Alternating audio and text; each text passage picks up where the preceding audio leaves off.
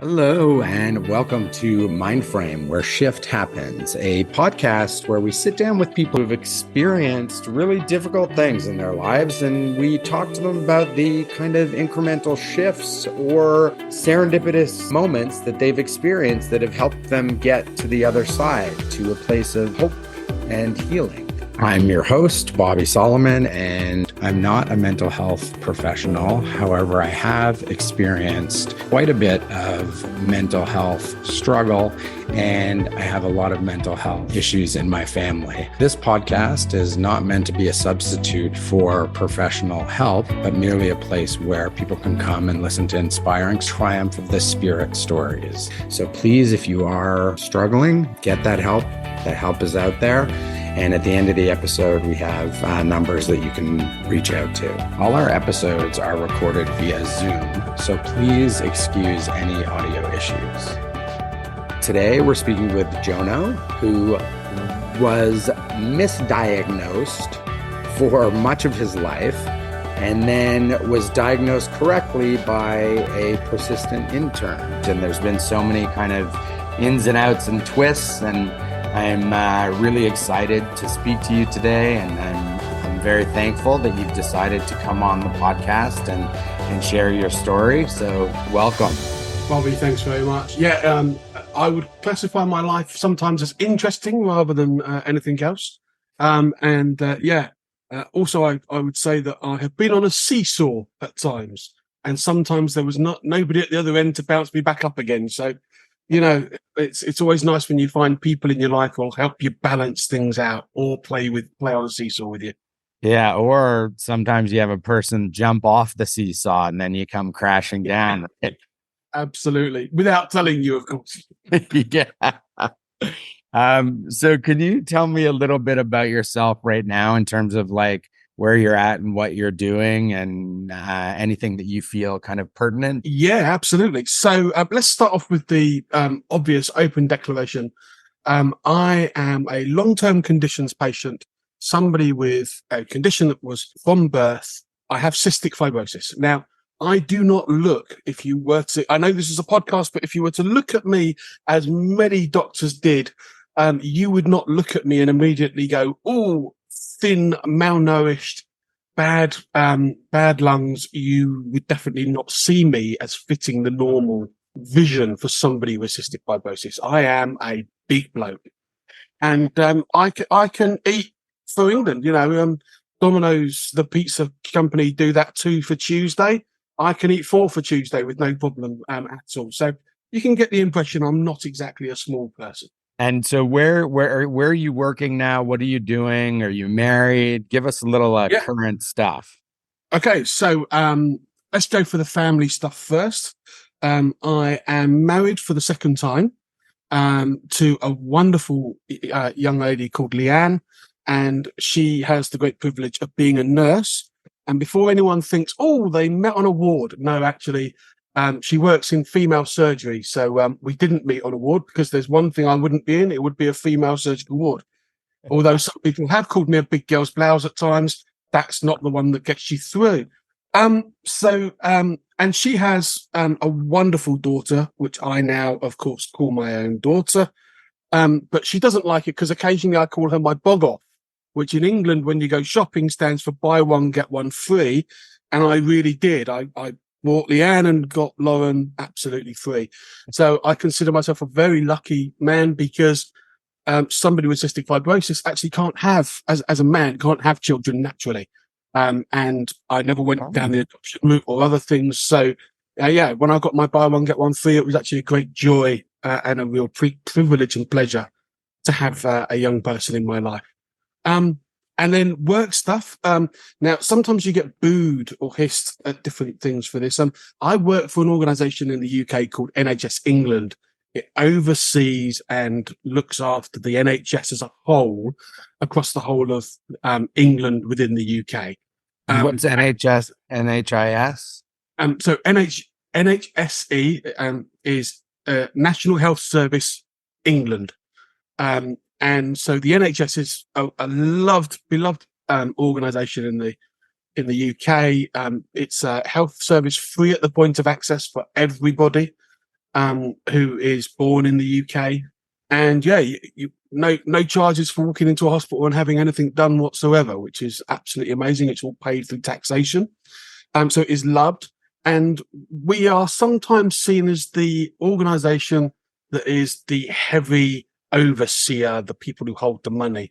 I like to tell people I actually work for the nice department, because I work in the area of ensuring that patients really get what they need and what they what they want in their care.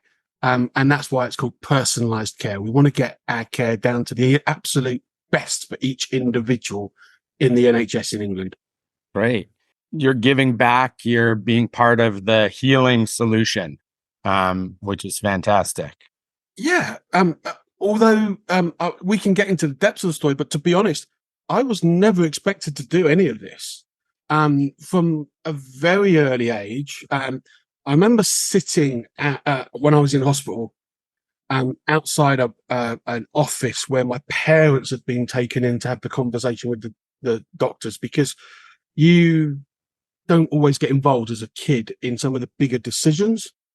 And the decision at the time was about having, so I was 14, the decision was about having an operation to remove half of my left lung because of the amount of infection that was in it.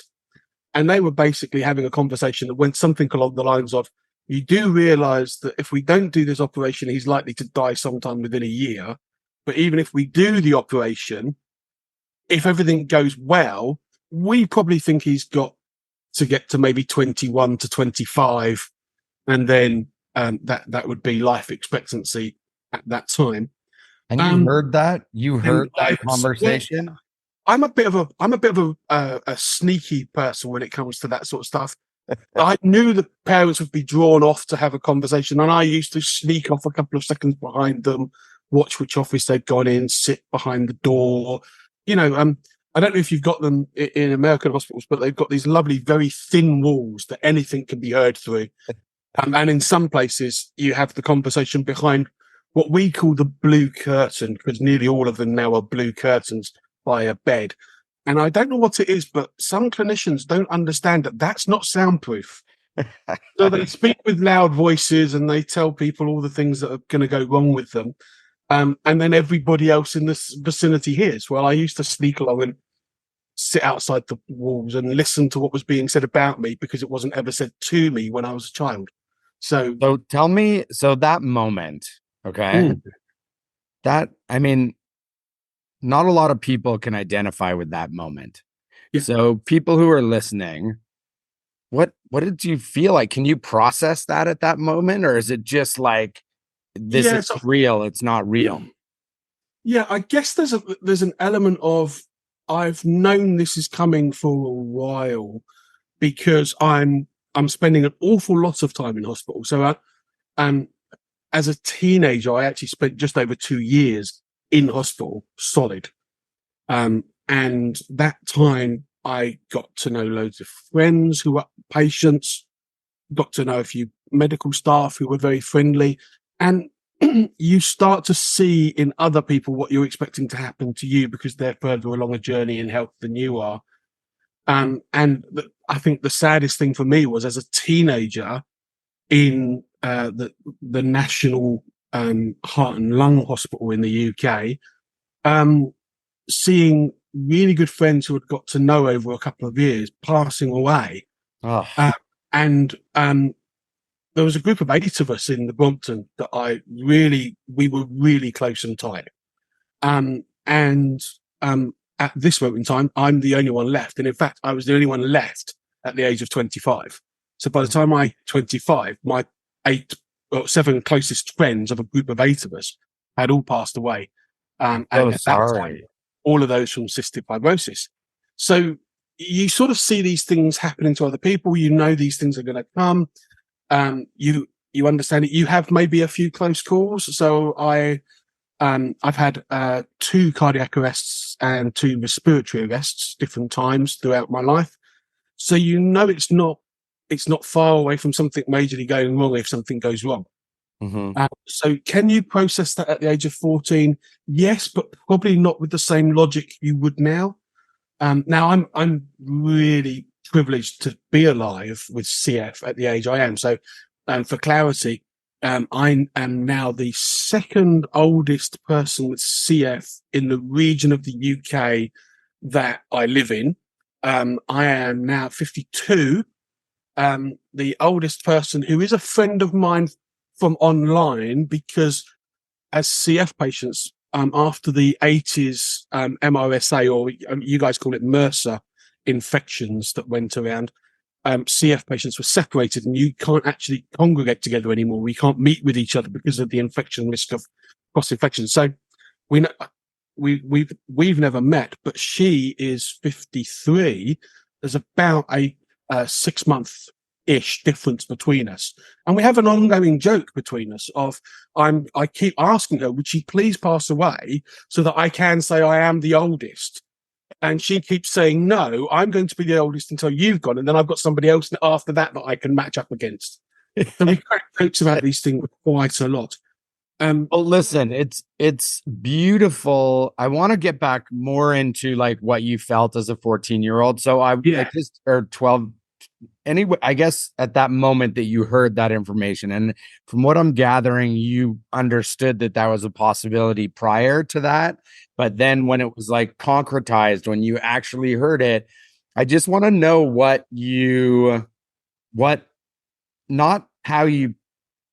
that you processed it in such a way that you would do it at this age, but what exactly went through your head? Do you remember? And how did you see your parents after? And were they honest? And did you go home? And did you tell anyone? Like, what happened with that information?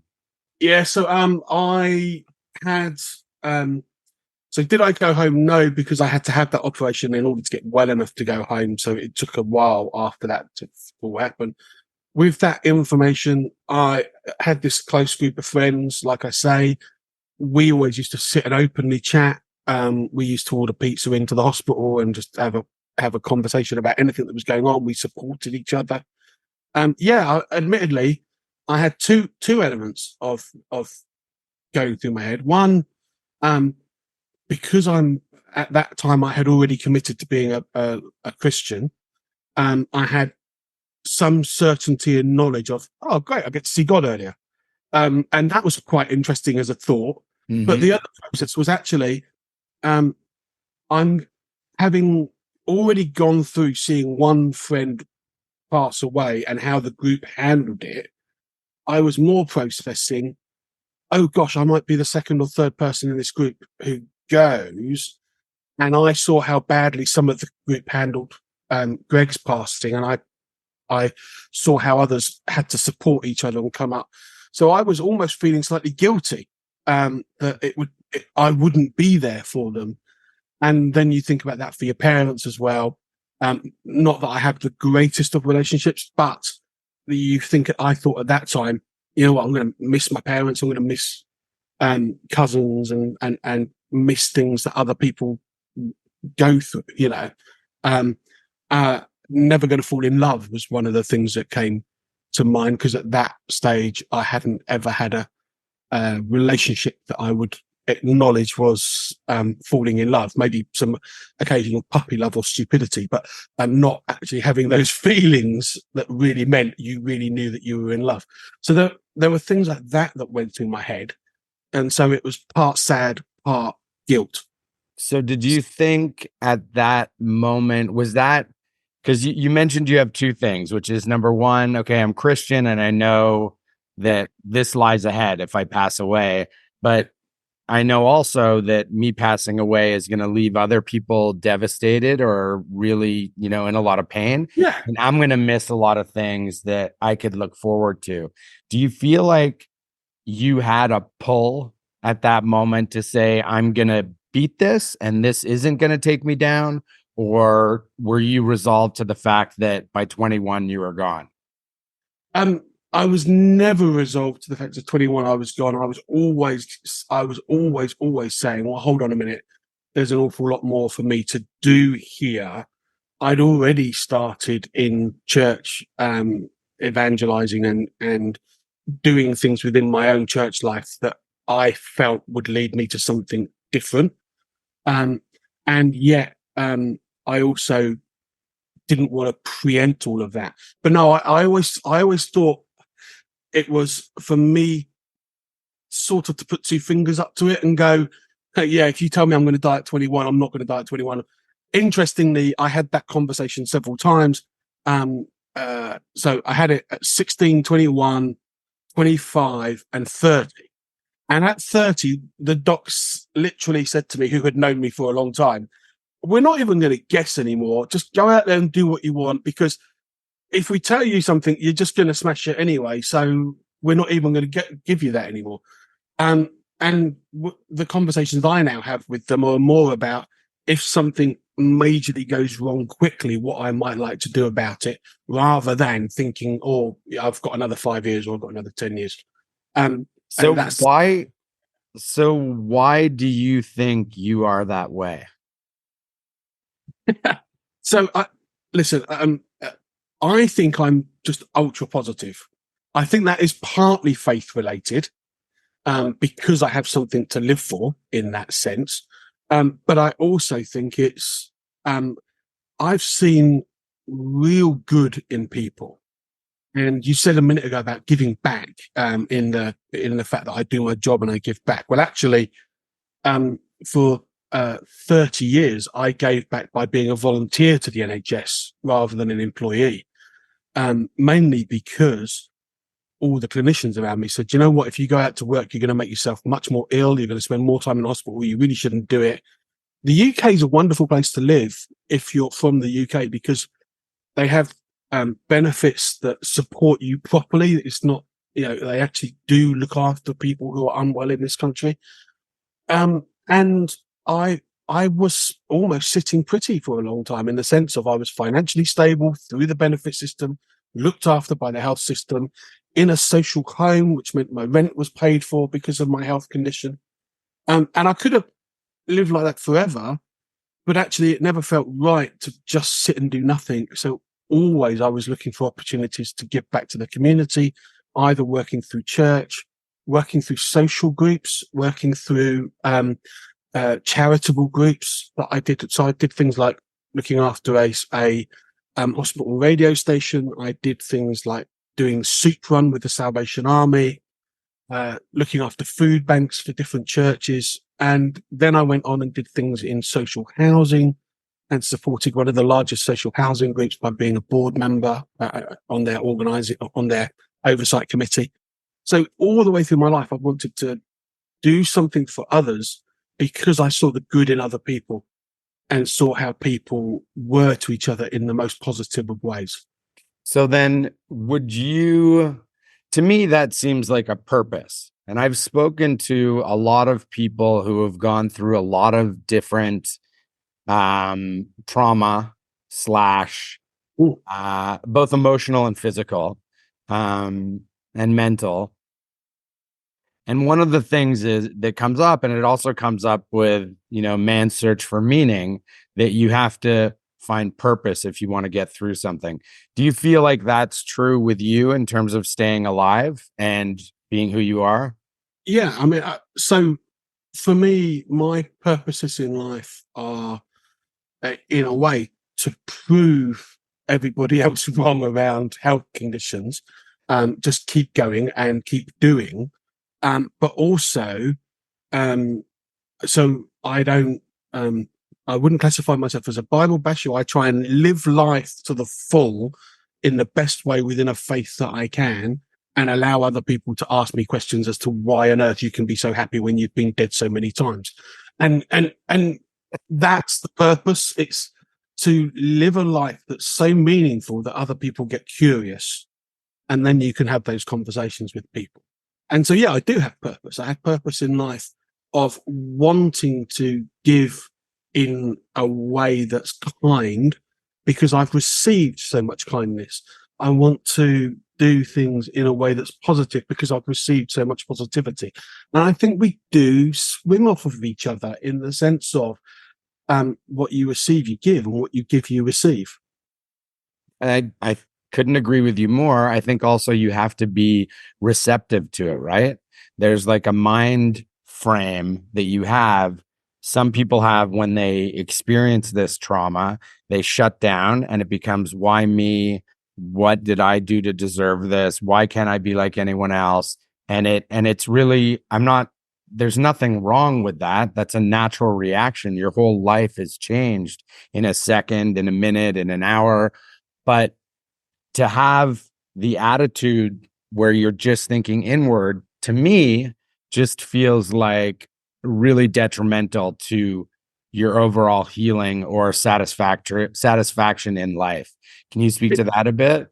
I really can. So I have one of the privileges I have is because I have quite a lot of experience of healthcare, and let's just put that into some figures for you. On my hospital record, I have over 3,000 bed days. So that's that's over 6 years of time in a hospital bed. I have more than 5,000 individual interventions in clinics and in general practice. So your general doctor, your family doctor. So I've got a lot of experience. And one of the things that people wanted to hear about is, well, what does that experience give to me? And what have I seen or witnessed that brings me to things like this? And one of the things I used to say is I see 3 types of patient very, very clearly. Those that are incredibly positive, they generally get nicknamed Tigger because they are bouncy, bouncy, bouncy, fun, fun, fun, fun, fun. And they will go all out for proving you wrong about everything about their condition. And like myself, live on the edge of doing something really brilliant because that's the way we want to be. And we don't then just get positive about health. We get positive about just about everything else. I mean, you can probably support the worst football team in the entire league in the UK and still think they're the best because you're that sort of person, you know? And like Wrexham, right? Yeah, Wrexham. I mean, amazing team, you know? My dad supported a football team called Dulwich Hamlet. I mean, probably at the lowest leagues going, but you could never persuade him that they weren't one day going to win the FA Cup. You know, it's that sort of enthusiasm. And then there are, on the opposite spectrum of that, there are the patients who are absolutely at their lowest all the time. And one of the reasons I realized I never wanted to be that, and I'll explain without putting any names in, there was one young lad in our group of friends, and he was just considered mean because he was so upset and so down about his own condition. He wanted everybody else to feel how he was feeling: depressed, upset, put upon, hurt. And so he was rude to nursing staff or rude to doctors, would deliberately not take his medication just to say up yours, and would throw it across the room. You know, those sorts of things happened.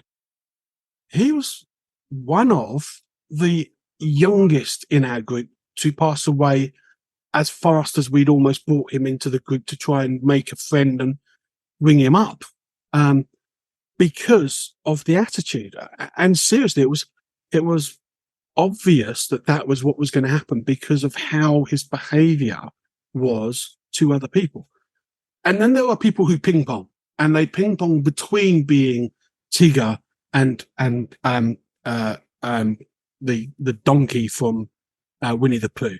You know, they bounce between those two characters. Eeyore, sorry. So they bounce between Eeyore and Tigger, and you're never quite sure when you walk into the room what they're going to be like. And in all honesty, I see people that are incredibly positive living way longer than their expectation. People being negative living way shorter than their expectation. And those in the middle, you know, they ping pong around with everything, and you're just not quite sure whether they're going to be positive or with you in any way. So I see physical attributes that happen when people get into those depressive moods that mean that their health condition gets worse, and therefore they're at much higher risk of death and of not surviving. And I never wanted to be like that. I never wanted to be seen as that. So there are times, I will admit, there are times when I get quite down.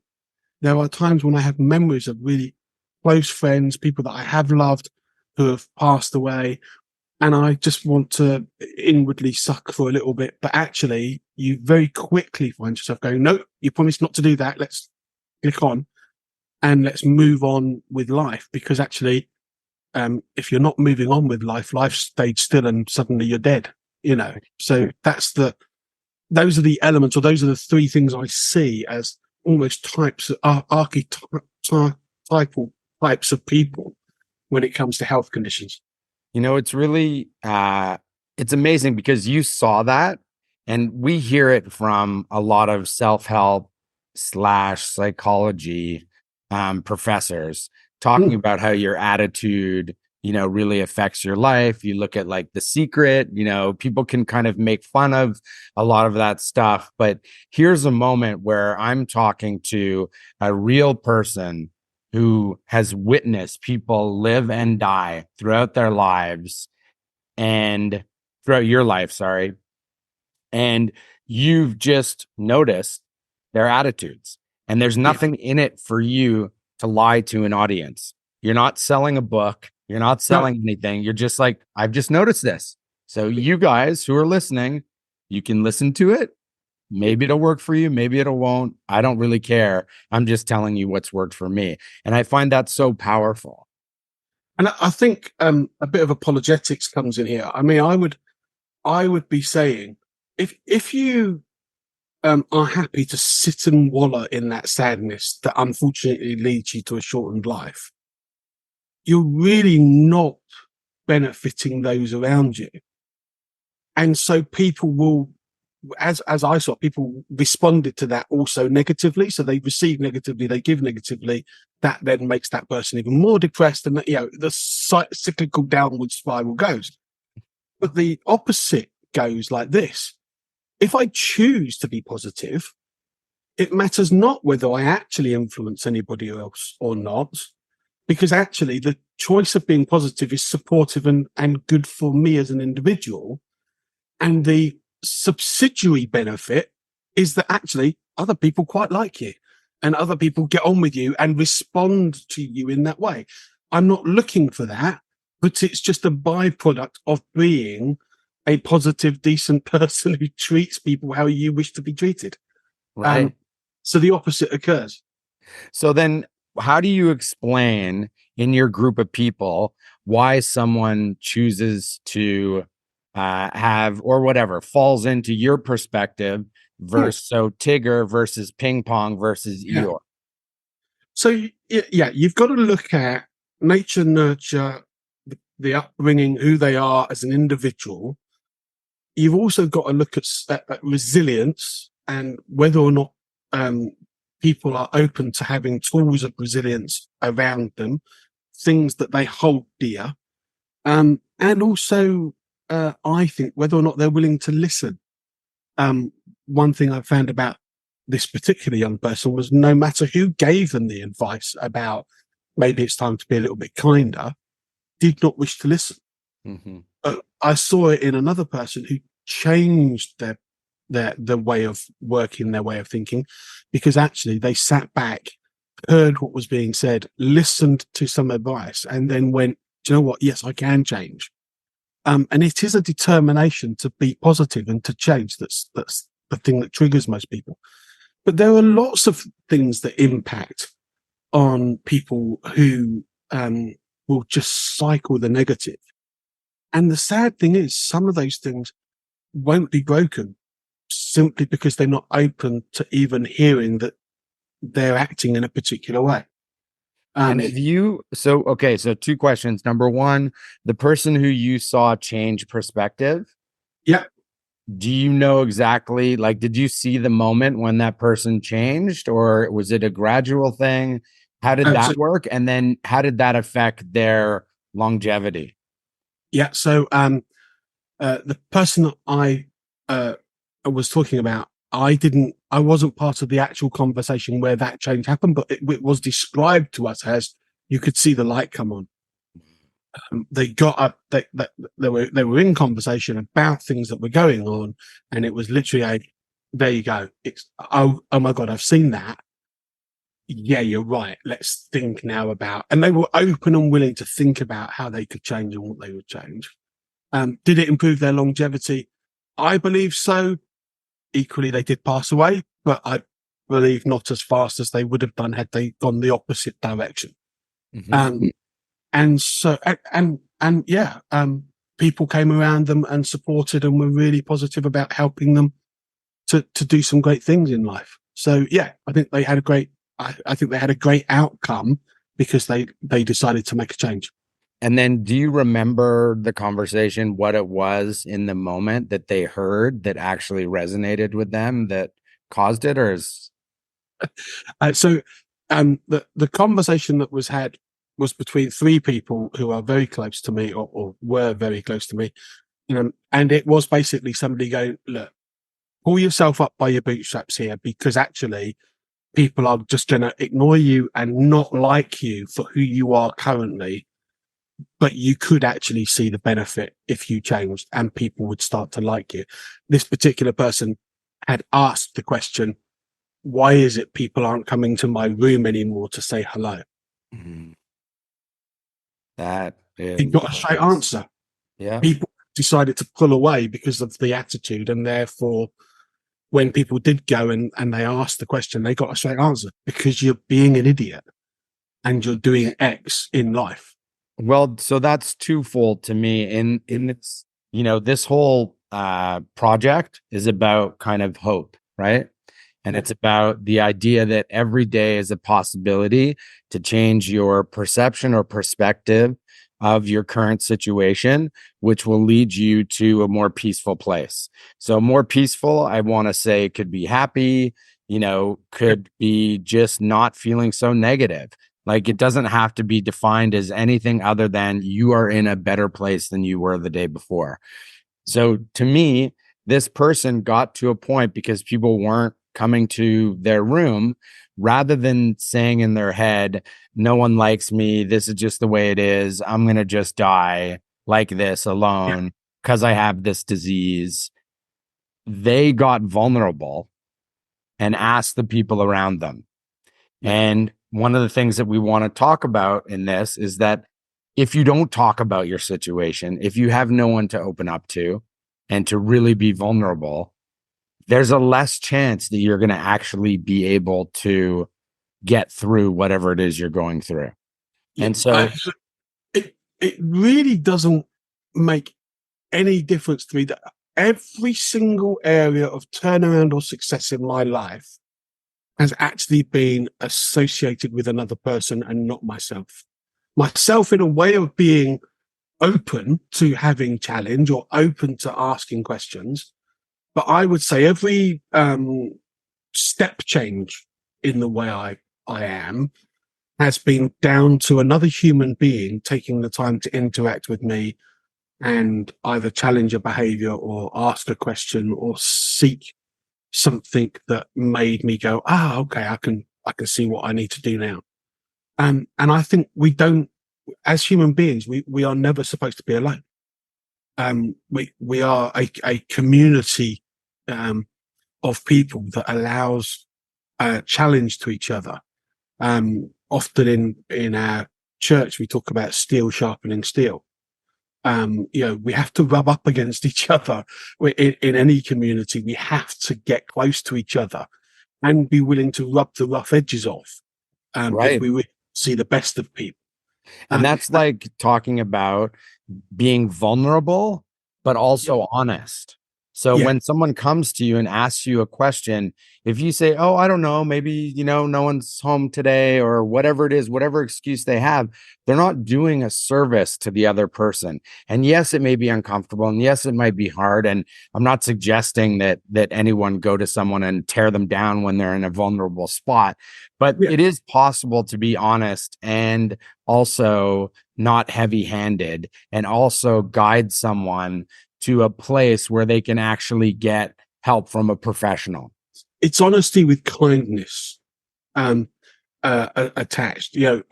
Honesty can be very brutal if it's just plainly delivered as honesty. But when you consider an honest comment being given in a kind way and supportively pushed along, then actually we all do better from that style of honesty. My experiences around people and challenge and really understanding that you as a human being need to either change or move on. I would say I think about people such as a sister on a ward who came to me one day and said, "Do you know, you said something and that upset a junior nurse." And I had to really think about, well, was it the words that I said, the way I said it, or how it came across, and was the intent there? And learning that actually you can say the same thing but in a different way and get a much better response was really important to me. And I think challenge from people who I trusted helped me really realize that. It's interesting because you would not have realized that had that sister not come up to you and been honest with you about your behavior, and you being willing to being open to accept it as face value, not her trying to take you down. Yeah. And again, it was the way it was delivered that was really important, well as what was being said. So it's a mental shift that you had, correct? Absolutely. It is both a shift in the sense of a stepping up, but also a shift in mind process. So you get a shift in intelligence almost. And if you're in a car and you shift the gear up, you're going to get faster as well. And that's what I love about these things. As you learn, you get better at them, but you can also get faster at learning because you're moving faster through things. And I think that's some of the most amazing ways in which we can support each other. So you mentioned that you were diagnosed as a child, and you mentioned 14. I want to know what it was like what you were like physically that led you to the diagnosis. And then if you want to give me a brief history, I would love to hear that. Okay. So let's go right back then. I come from a separated and divorced family, and there was an awful lot of movement in my life. When I first got ill, and I can't remember these things because they were like when I was 4 years old. I was at one hospital for treatment with my sinuses and my ears because they were getting infected a lot. Then my mum would move and we would find myself in a different hospital being treated because of a stomach problem that I had.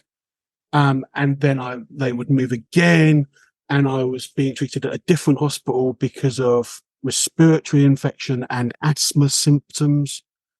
And so none of these notes or information about these hospital admissions were being transferred properly between these hospitals.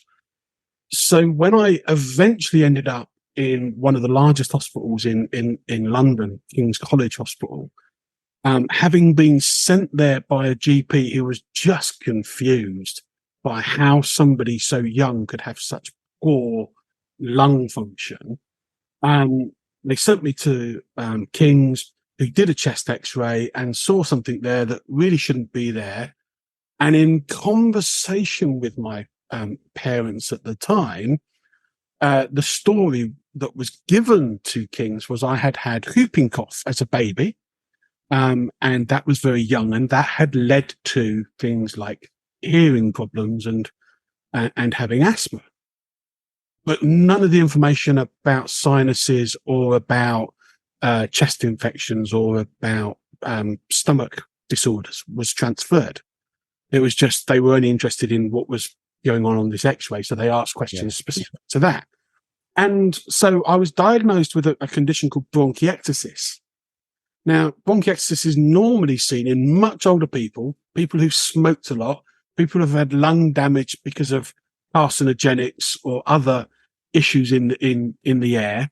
And it's really rare, in fact, almost impossible to see it on somebody that age.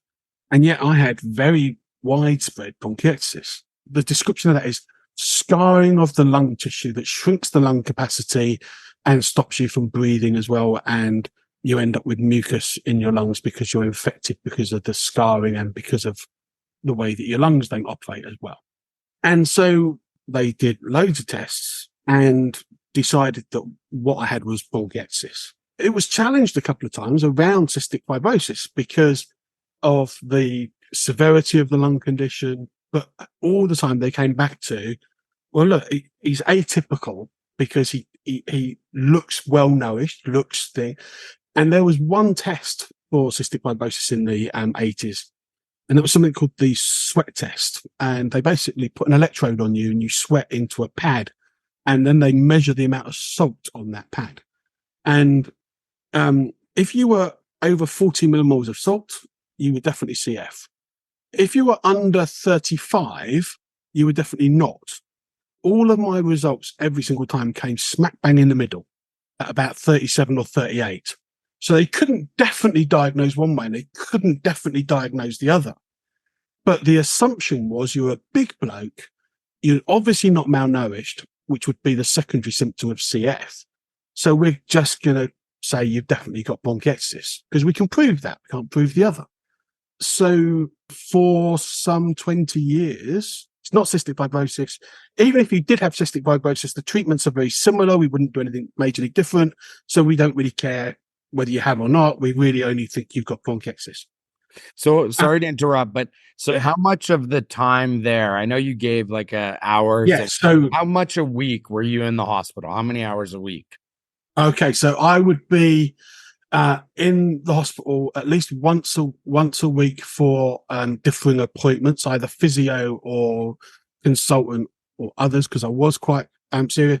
I would then also spend anything from 2 weeks to 6 weeks in hospital at different times as well. Why did you need to be in the hospital for those periods? So severity of infection, meaning I needed intravenous antibiotics at very high doses. And in those days, we didn't do those things at home. You couldn't get home treatments of that type. And so you would have very heavy 3-4 times a day physiotherapy, 4 to 6 times a day on antibiotics, usually a combination of 2 or 3 antibiotics at a time, so that you're basically attached to a drip for, almost 18 hours of the day, because you run them through an hour at a time. You've got 9 to give, you're 9 hours on an IV pole. And also, to be honest, you felt awful with all the heavy treatment and everything else. You didn't want to be doing anything. So I had that major episode of over 2 years in the Brompton, had my left lower lobectomy, which is the lower half of the left lung taken out. And then my parents moved us to Devon when I was well enough. From that, we moved at 15. So I had an additional 20 years of being treated just for bronchiectasis. And were you, sorry, the time where you were younger, that must have been very, that interfered with your schoolwork, obviously. Oh, yeah. How did that happen? Yeah, I mean, interesting fact. In the UK, the law says the minimum amount of education that a hospital has to provide per week is 2 hours per week of education. Now, interestingly, it's fun with kids or people who want to be like me, because you knew exactly when those teachers were turning up. You deliberately throw a temperature, or one of us in the group would deliberately be unwell. Everyone else would pretend to be too upset to do anything. So the teacher would come around and they'd be all very sympathetic and loving and kind and go, "Oh, well, I won't make you do anything this week then. Maybe if you do some maths or something when you're feeling up to it, we'll leave you a few colouring sheets to do and a bit of English to do." Yeah, I got away with that for about 3 years. So that's fully just saying listen, we're going to die soon. Stop bugging us. Yeah.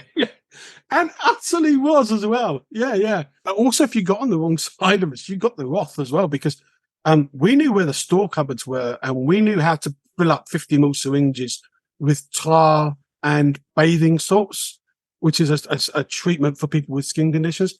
You got a very sticky uniform if 4 of us gave you 50 mils of syringes squirted at you from the corridors, and you could not tell who it was.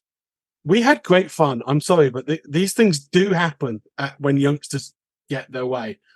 It's like, how are you going to be punished? Go to your room. I'm there all the time anyway.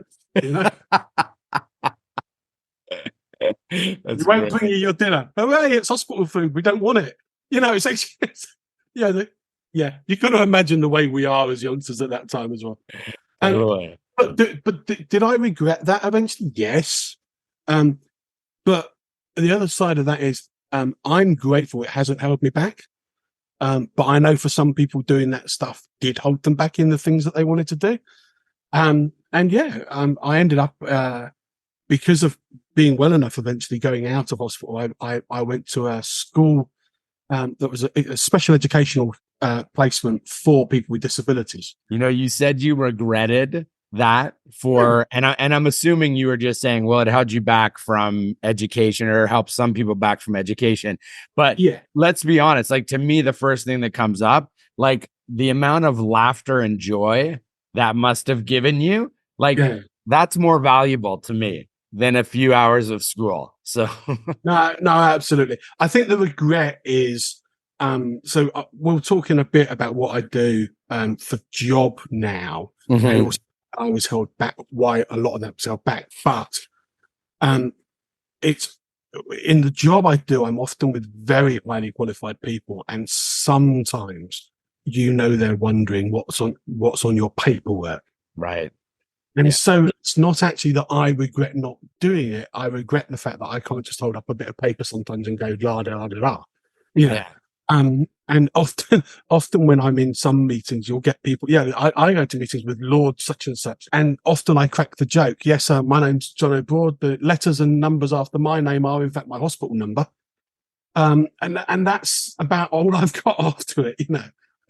But look at that. That's such a beautiful thing because you have that actual experience for so many years and that empathy that you've developed and an insight. And it's like, yes, okay, it's impressive. You have an MBA, you have a triple medical degree. That's incredible. I'm happy for you. I'm happy. But there's also a human element that needs to be incorporated. And there's also common sense. If you have an empathy and you have a way of understanding and a curiosity and you're coming from a good place, that can be so much more valuable than someone who has just the degree without the care. Yeah, absolutely. I do occasionally like to say, oh, you've got 3 degrees. That's okay. I died 3 times. I'm still here. And that's the sort of pushback sometimes that I do, just to sort of really say, hey, look, I've got experiences that other people will never have, and I can share about those. Anyway, so going back to that whole story of diagnosis, after 15 years, I was getting really good at doing my history, my medical history, usually for medical students. In a lot of hospitals, you get the lovely consultant, they walk in with 15 people behind them, they never introduce themselves. But at some point he says, would you mind just talking to 2 or 3 of my medical students and letting them do the usual? And that usually means they're about to practice for an exam. Could they come and practice on you because you're a pretty good egg and you know what to do? And one of the things that we do here is telling our patient story, going through the lifeline of your condition. Anyway, I was doing this with one particular young student and I talked it through, and then he just stopped me as I was getting towards the end of this whole long list and went, so you've definitely got cystic fibrosis then, haven't you? And I went, oh, don't say that here. No, definitely not. And he went, no. Everything you are describing screams at me that you've got cystic fibrosis. Wait. So this whole time you've been being treated, they obviously entertained cystic fibrosis because you said that before, but they were like 100% certain it wasn't that. Definitely not. Yeah, because of the way I look, because of the way I am. So who is this guy talking? This is a junior doctor.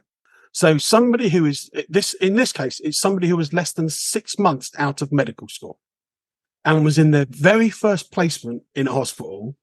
And majoritively in the health service, that's the time when they're told to shut up and learn, not actually make diagnosis or challenge anything. He was bold as brass. He was like, no, I've listened to you.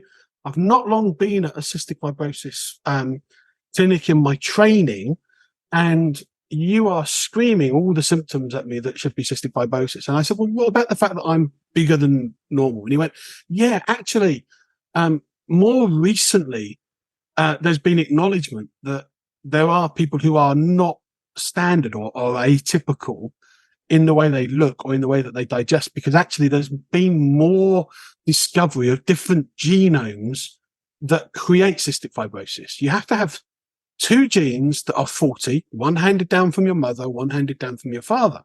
But they're a mix of different types that create CF. And in fact, there are over 1,000 gene mutations that have now been proven to cause cystic fibrosis. And with that becomes different severities of different parts of the condition. And so traditionally it was thought, yeah, if you've got CF, you're going to be malnourished, because that was what they saw. Mm-hmm. So anyway, he challenges this, and I say, look, I'm going to put my hands up. I've heard this before. Don't think it's happening.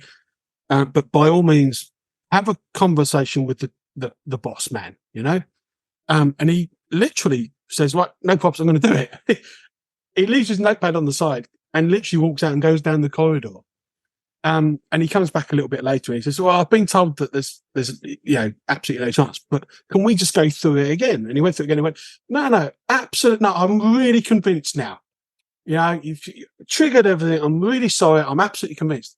It took him 3 attempts, but he eventually persuaded this consultant that he should take the blood test for genetics, because I'd never been tested for genetics testing, even though that had been available for 10 years, because everyone was so certain.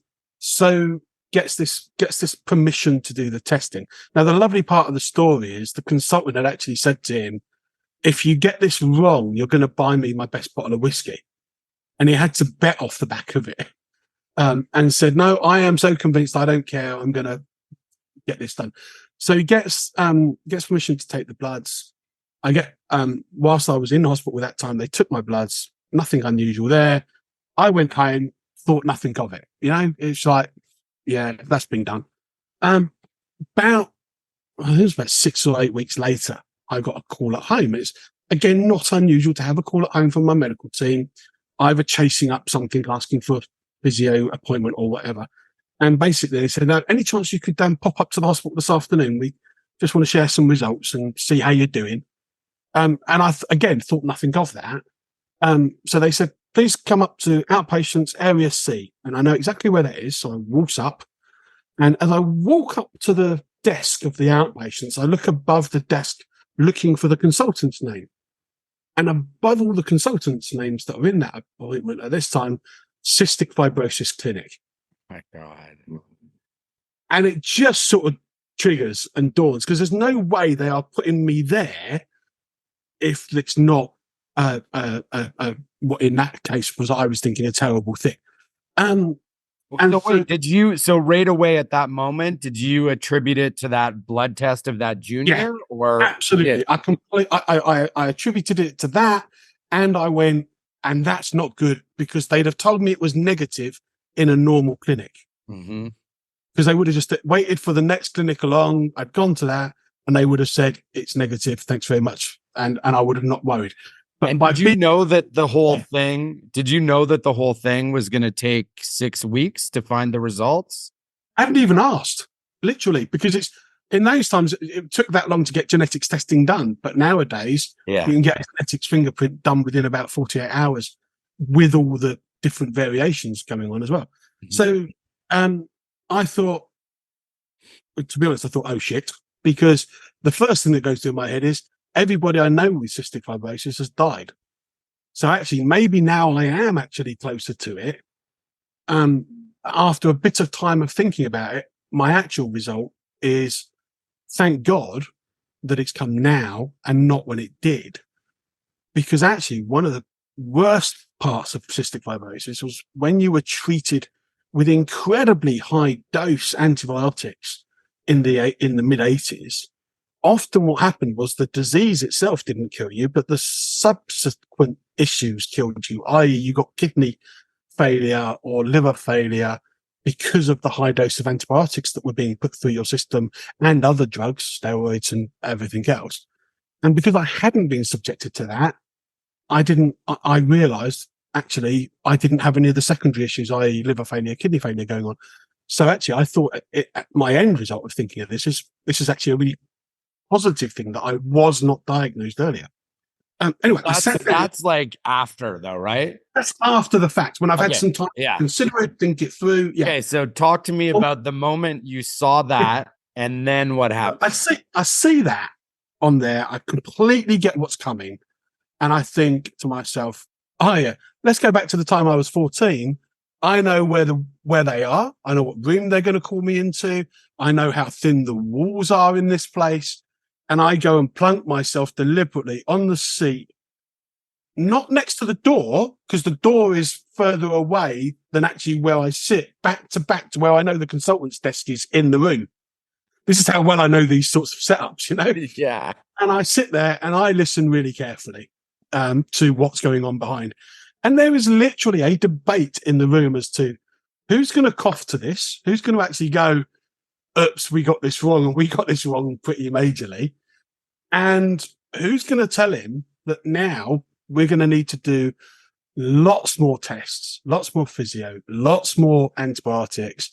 And actually, he's going to have to enter a national regime of how we look after people with cystic fibrosis in this country, and have to also travel now from his home hospital 50 odd miles down the road to the cystic fibrosis centre and be treated there. So it's major. Things are happening off of the back of in my head, always hearing, well, if it was cystic fibrosis, we wouldn't do anything different anyway. And trying to balance those two things now. How did that fucking make you angry at that moment? It peed me off, but more in the case of I actually want to hear it first. Right. I want to go away and really take this in. And then I probably want to rage for a little bit. But again, because of who I am, I'm not going to do that long, because actually I need to then think about, okay, what's the next step and what's the next positive thing I can do now? So sitting there, eventually door open, walk around the corner, really friendly CF nurse who was treating me anyway, because she does both cystic fibrosis and bronchiectasis, calls me into the room. I walk in, and there's a bit of stunned silence initially, and consultant starts to say, "Hello, Jono." And I went, which consultant? The one who took the test? This is the consultant who eventually approved the test, but had always for years said no. Oh, what a moment for that person, eh? So he's like, oops, you know. Yeah. And of course, he's also got the junior doctor with him, who's looking happy as Larry, because he's got one up on a very senior consultant. He just ate that canary quickly. A physiotherapist who I've known for ages, who is now going to be seeing me a lot more often, and my bronchiectasis nurse, who's now going to have to do things slightly differently, because she's now got to think about who she sees before me, after me, what infection risks. Anyway, a load of stuff. Consultant starts to think, and I was at that stage of almost blowing it, but I did just go, hold on a minute. Hate to say it, sort of know what's coming, and have actually heard the conversation in the room. So can we just move past the crappy stuff? Just tell me what's going to change and what I need to do. And there was all sorts of things. There's a digestive tablet that I now take called Creon, which actually does make me maintain weight a lot, even better than I already did, and stops a bowel issue. And depending on how really in depth you like a podcast. As an example, one of the things that came out of this was a question I had never been asked in the same way, and that was, when you go into hospital, there's something they always say to you: are you regular? And I always used to answer that question with a yes. I'm very regular. I never have a problem with my bowels, blocking or anything else. And then I learned that the question actually isn't "are you regular?" but it's how many times a day do you go? And for 35 years, I'd been going between 6 and 7 times a day. Wow. So opening my bowels. Now, apparently that's not normal in any way. Yes. But it's typical for somebody with cystic fibrosis. And so you never answered that question. They never asked you how many times. They never asked. They asked the question, "Are you regular?" but not how many times are you going? Are your bowels open and are you regular? Yes. Oh my God. Never actually asking the question directly, how many times a day do you go to the loo? That's ridiculous. If that's one of the things. Question. Yeah, it's a simple question that you would ask if you had cystic fibrosis as a diagnosis, right, and bronchiectasis. And so there was a realization, oops, we really did mess this up, didn't we? I went on to medication for that, solved that problem. A solid once a day man now, really happy with that, all of that sort of stuff. Had changes in medication for respiratory side, which actually really supported, changed some of the asthma. So all in all, I walked out of that appointment with an additional consultant down in Exeter, a different physio regime that was even harder than it was for bronchiectasis, and 8 different medications added on to a list that was already 12 medications long. Wow. And prior to that appointment, hospitalization sometime between 6 and 12 weeks of the year in hospital. After I settled into that medication, so about 6 months after, the year following that, I only had 2 weeks in hospital. That's amazing. And so what about the physical differences in how you're feeling? Obviously you had to spend time in the hospital, so those were done. But in the times where you were feeling good when you had the other diagnosis compared to now when you're feeling good, what's the difference? So the difference is I can do an awful lot more exercise tolerance and feeling like I can keep going for longer in just the length of the day. I don't sleep for 10 hours a day anymore, which was like an average beforehand, because I was just so exhausted all the time, not exhausted as much, feeling a heap better, and started to consider things that I hadn't considered before. One of which was, okay, what can I actually do with my life now in work terms? Could I consider doing things differently? What was more the problem for me was that I was stuck in a benefits trap of not being able to earn as much as I was being paid in the benefit system, and still being told by clinicians, actually, you don't want to go to work, because if you go to work, you'll make yourself worse and your condition will get worse. So we think you should be safer if we just tell you not to. But my brain just couldn't get with that at all. And I had started to do stuff for local health services. I'd started to do lots of jobs in social housing. But one of the jobs that I had started doing was in the local district council. So that was a council for the whole of Devon. And I was working on a medicines optimization project. And I had been asked by an organization to actually start to chair their committees for that group. And I was really enjoying it. But why were you asked? What qualifications? So the qualification I have is being a patient voice. Okay. And I do, within the health service in the UK, we encourage organizations to ensure that patients are involved, not just in their own individual care, but in the design and in the working out of care for whole populations. So when we have committees that look at health services and you get clinicians together, management together, we always insist now in the UK that you should also have patient representatives or patient voices who can do that whole, well, yeah, that's a great idea that you've got there, but did you realize that for patients that will mean X happening as well? And thinking about things differently. So I'd started in that vein of being a patient voice, speaking about how patients felt and how they were supported, and maybe how we could improve things for patients. And I'd done that for quite a while. I'd got a reputation of being good at what I did. Had also been a chair of a board of directors, so I understood what corporate governance and what organizational governance was about and how to handle yourself in a boardroom. And I had been asked by a senior clinician if I would mind joining this particular work stream. Was with them for about 6 months. Their chairman left, and they actually understood that I knew what that role was and offered it to me to, as as a 1 day a week, go in, chair this committee, do some work with this organization. I was really happy to do it.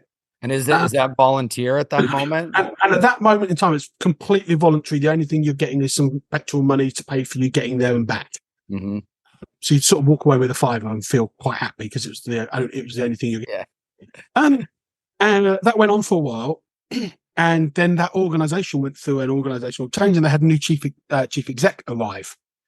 And this is a guy called Professor Jonathan Gray. He's very highly qualified, had been running some massive work across the whole of Wales, and had decided that he needed a shift in work and had come down to the southwest of England to help out this organisation called the Academic Health Science Network. They've got some really nice offices, I mean, like really plush. So you didn't mind going there to work because it was actually nice and there was a free coffee machine. And I'm in there one day having a conversation with a couple of people about patient involvement, about ensuring that the whole organisation is supporting patients being on all of the subcommittees and committees of the organisation. And this new chief executive, Jonathan, overhears the conversation and comes over and says, "Oh, really nice to meet you. What's your role in my organisation?" To which I turned around and went, "None. I'm just a volunteer. I come once a week. I help the organisation. I do what I do." And somebody with him said, "Well, actually, probably Jono does about a day and a half plus whatever he does at home to support us in paperwork and things. So, you know, he's probably doing 2 days a week for us as a volunteer." And Jonathan was like, "What? And we don't pay you?" And I was like, "Well, no, don't need to. I'm on benefits. I'm supplied." And he said, "Well, would you ever like to be in employment?" I turned around and went, "If you can pay me what I get on benefits, of course I'd like to. It would get me out of this thing and I could do other things and everything would be great." And I thought not a lot more of that conversation until about a week later, where he called me in for another conversation and said, "Would you like to come and have a coffee with me? I'd really like to hear what you do and what you'd like to do." And I described what I'd done in voluntary roles throughout my life. I described different things that I'd been able to achieve, all as a volunteer. One of those, by the way, was, as I said, a chair of a board for one of the largest social housing providers in the Southwest. And I was their last volunteer as a chairman. And I worked through the process with that organisation to ensure that they went out to market value for the next chairman. And just to give you a laugh, I left as a volunteer, having done 9 years as a volunteer. And the person we recruited to be the new chair walked into a £27,500 a year, 1 day a month job that I had been doing for free for 10 years. Oh my God. It's the right thing to do. Yeah. And you changed that. And we changed that so that it was much more professional and a board that was really going to be worth its salt in the future. But that still stings a bit, right? It does, but not when you're stuck in that environment anyway, of only being able to do voluntary work. Right. In the UK, if you're on the benefit system and you do anything outside of voluntary work, you declare it and then you lose the money that you get, and they take money away from you because now you're actually able to work and we want to send you off to work. So yeah, there's lots of issues with the system in the UK. Anyway, conversation with Jonathan goes really positively. I say, "Yeah, you know what? I would love to come and work with you. My problem is I get X at the moment. I need to make sure I'm getting X for whatever I do in order to be able to continue and live the same life that I'm going through." So he looks down a bit of paper that he's got in front of me. He says, "Great, no problem. I'm going to ask you to be a senior leader in patient involvement."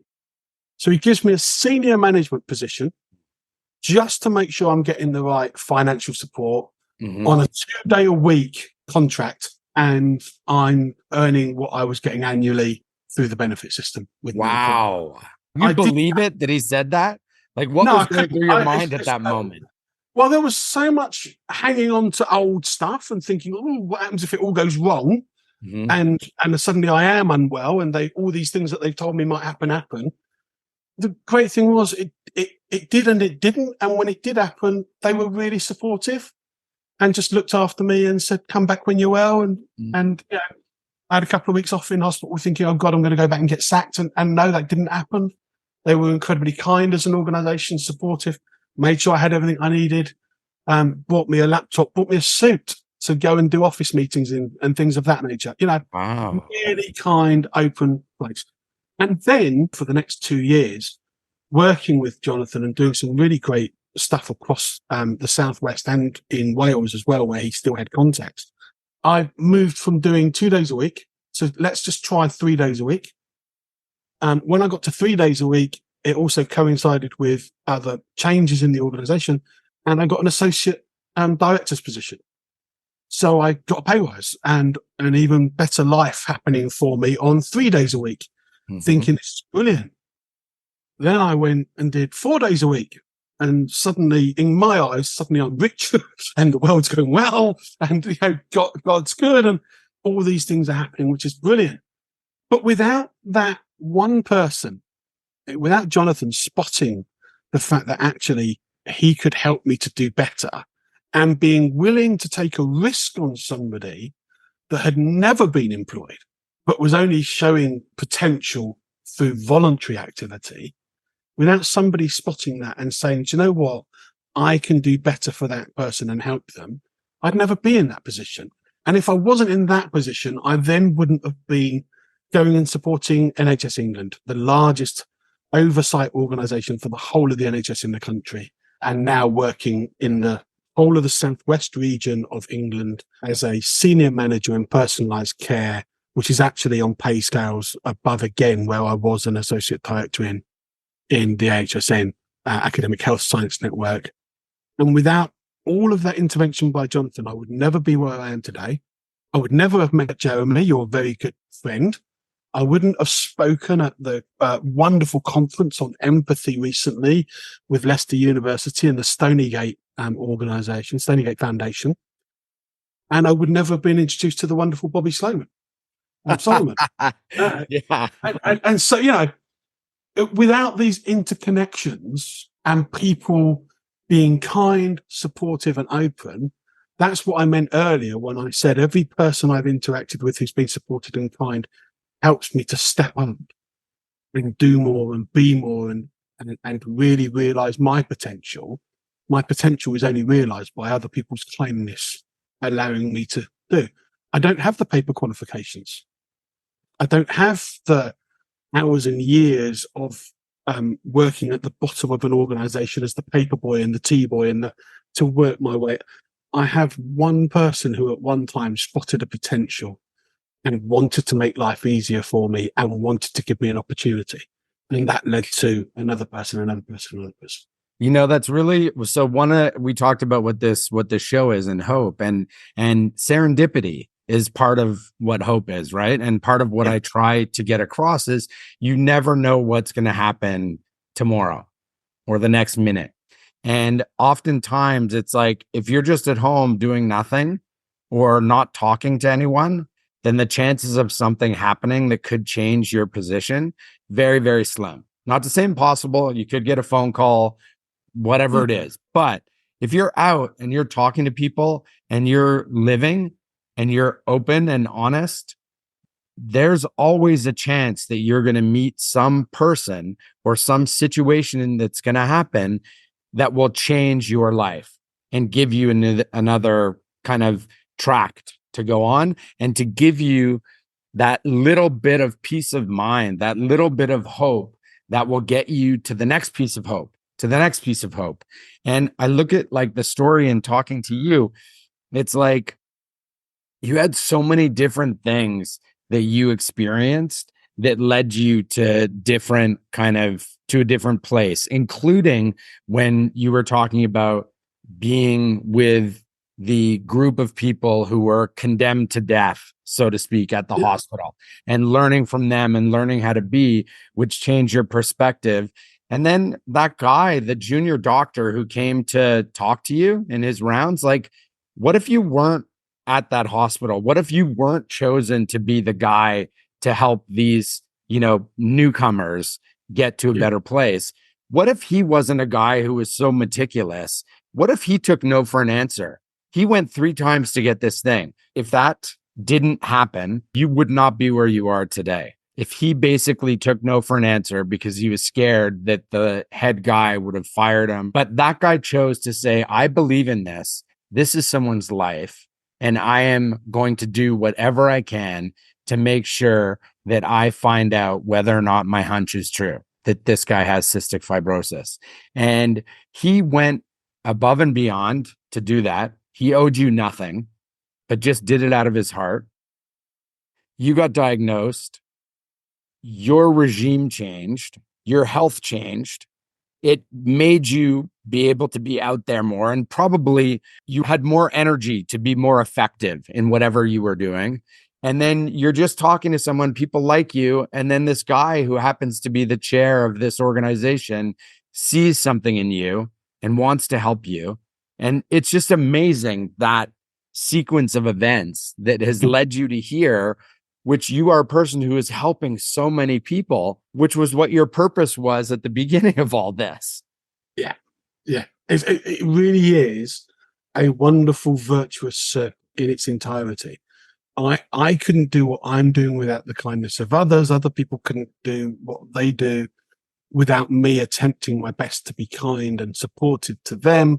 And yeah, we continually all grow. And the greatest thing of it is it's based on the kindness and the love of a relationship that's open and willing to actually see the best in people. And when you do that, then actually everybody can thrive and everybody can be supported and cared for. And I seriously, if I had chosen to be negative, I don't think I'd be here now. If I had chosen not to go and, if I had chosen a different thing through faith, I don't think I'd have been here now, because I had that to hold on to. If I didn't have the friendship and kindness of others as a youngster, I wouldn't be here now. All sorts of stories, even some of those around having drug reactions and the kindness of people to actually have the stuff on standby to counteract those because they knew I had previous issues. I wouldn't be here now. And without the great love of a wonderful woman who is privileged to allow me to be her husband, again, without her support, I wouldn't be here now. But all of those things enable me to be there for somebody else. And that's what's really, really nice. Yeah. And your story is bound to inspire countless people, to basically on both sides of the equation, right? The people who are being treated for an illness, and then also the people who are not being treated for an illness, but have the possibility to interact with someone who is. And that leads me to another thing. In talking to people, how do you feel about people asking you about your disease and about what life is like and some of the hard questions? Are you offended by that, or do you welcome it? I openly welcome it. As long as their motive is about learning and not to denigrate or to push down or to tell you that you're wrong. If they're wanting to learn and understand how it is for people, that's how everybody improves. So yeah, I love telling the story. I love being open with people, and yeah, I welcome it. Honestly, welcome it from anybody at any time. Often the ones that move me more are when young people or children have asked me, why is it got that lead hanging out of your neck at the moment? Or why are you sitting down on a wall when I've seen you running around and actually now you're looking really tired? What's up? Isn't that the beautiful thing about kids, though? Yeah. They haven't been told. Well, they haven't been told, like, oh, you're going to offend someone. Don't talk about, oh, don't look at them. Like, it's the same thing with people who are, visibly disabled when you're walking on the street. It's like people want to connect. And if you're just afraid to talk to someone because you think you're going to offend them, it's so the opposite. And I've heard that from many people who welcome the conversation and actually can sense it when someone's scared to ask them or like looking at them in a certain way. So anyone listening to this podcast, please go with confidence to talk to people like they're human beings. If you're interested, if you're scared, if you don't want to, if you're uncomfortable, that's fine too. That's who you are. That's where it's at. And there's no judgment. But if you're at all curious, you're not going to be offending someone by asking them about their current situation. Be curious, be open, be honest. Never be accusatory or unsympathetic when you see somebody in that environment. I think that's very valuable. We've talked about the moments that have been kind of serendipitous and where you've had that step up or change. Do you have any others that are really kind of unlikely that you think contributed to your progression? There's one other person who always comes to mind, a junior doctor called Tony, who, when I was in those later teenage years, he would just come, sit on the end of the bed and ask how things were going. He was a young man, similar age at the time. He'd just come out of medical school. He was local. I knew him from before when he went to medical school. And he often got himself into trouble by just coming up late at night and sitting at the end of the bed, and we'd have long conversations.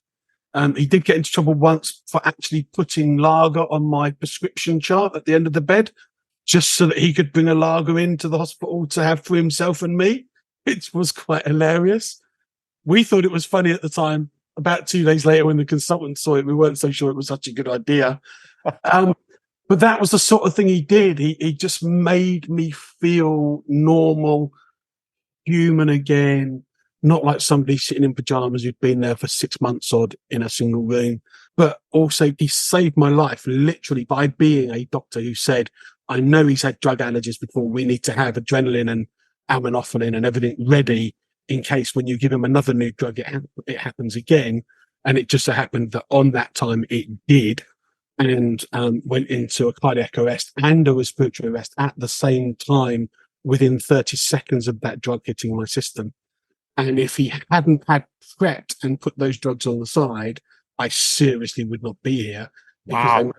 They managed to get the reversals in really fast. He's now, unfortunately, I say unfortunately, for him, it's wonderful. They've moved to, him and his wonderful wife have moved to New Zealand, and I'm godparent to his twins. And so, yeah, I think mentioning Tony and the way that he looked after me as a teenager was really important, because he had a massive impact on the fun side of life that I still like to have, because he introduced that to me, that even in some really horrible times, you could still have fun.